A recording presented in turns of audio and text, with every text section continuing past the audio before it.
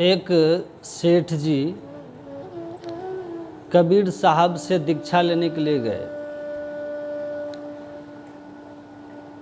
कबीर साहब को पैसे की पोटली पकड़ाते हुए कहते हैं कि ये पैसा लीजिए और हमको नामदान दीजिए।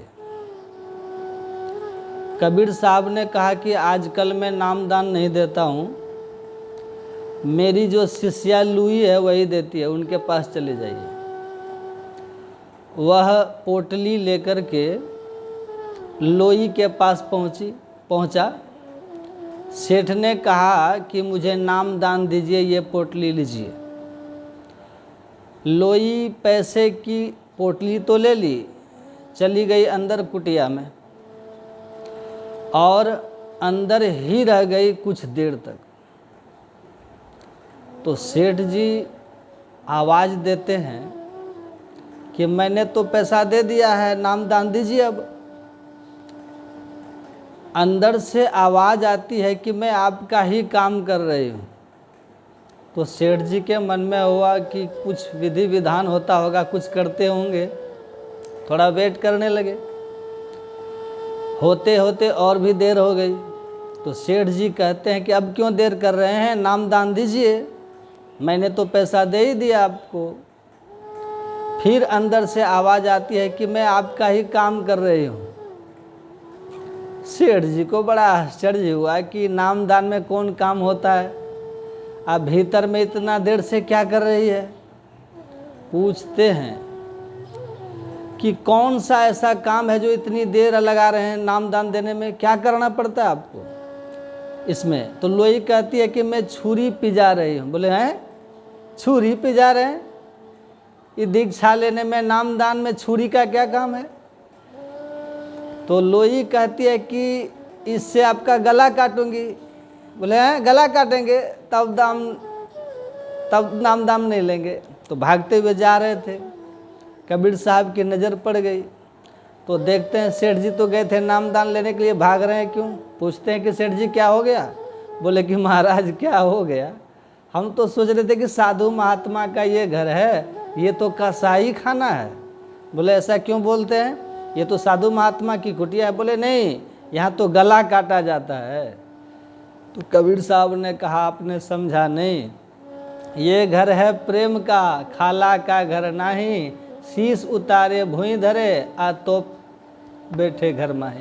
ये जो घर है प्रेम का है। आपके मन में मद था कि पैसा दे दिया, नामदान दे देंगे। नाम को कोई खरीद नहीं सकता है, मिलता कैसे है, तो कहा प्रेम से। आप और हम यहाँ बैठे हैं, यहाँ क्यों आए हैं, प्रेम के कारण आए। किन के प्रति प्रेम है, सदगुरु महाराज के प्रति प्रेम है। इनकी जो साधना है, इनकी जो शिक्षा है, इनका जो ज्ञान है, उसके प्रति हम आपका रुझान है, लगाव है, प्रेम है, इसलिए यहाँ पे हम लोग बैठे हैं। तो प्रेम की बड़ी आवश्यकता है। कबीर साहब ने लिखा है प्रेम भक्ति का गेह है। गेह मतलब घर, ऊंचा बहुत एकांत। वह घर कैसा, बहुत ऊंचा है, एकांत है। जिनके अंदर में भक्ति है और प्रेम नहीं है तो बेघर भक्ति है। जैसे घर के बिना किसी भी व्यक्ति का जीवन बड़ा दुष्कर होता है, कष्टकर होता है, उसी तरह से भक्ति हो और अगर प्रेम नहीं हो तो वह अधूरी भक्ति है। इसलिए प्रेम की बहुत आवश्यकता है।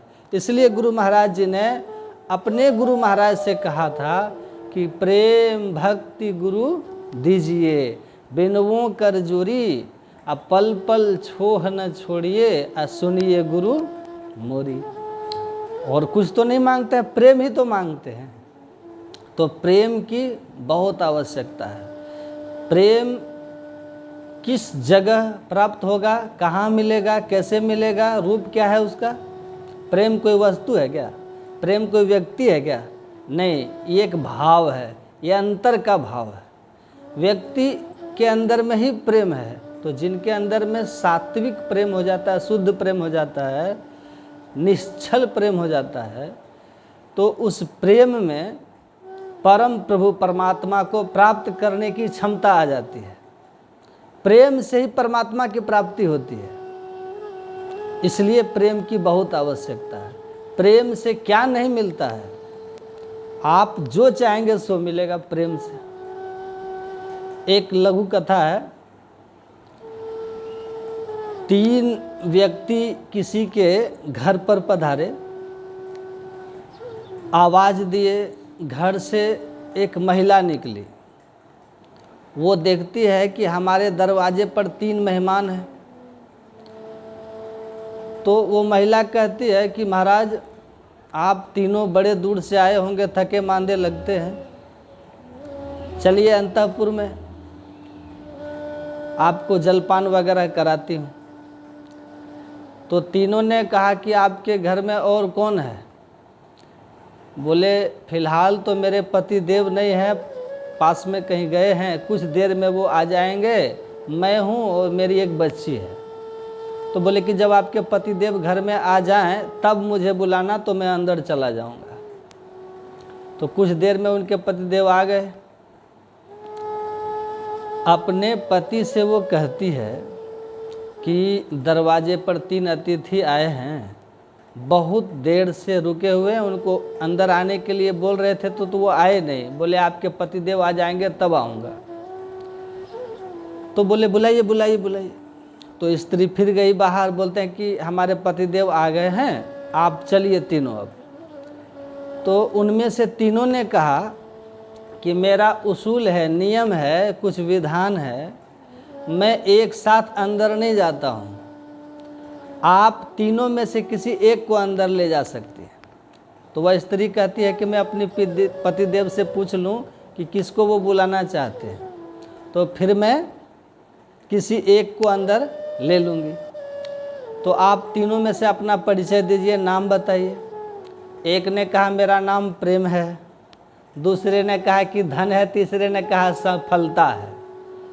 तो वह स्त्री अंदर गई, पतिदेव से कहती है कि उस तीनों में से कहते मैं एक ही अंदर आऊँगा, तो किन को अंदर लाऊं? तो बोले कौन है?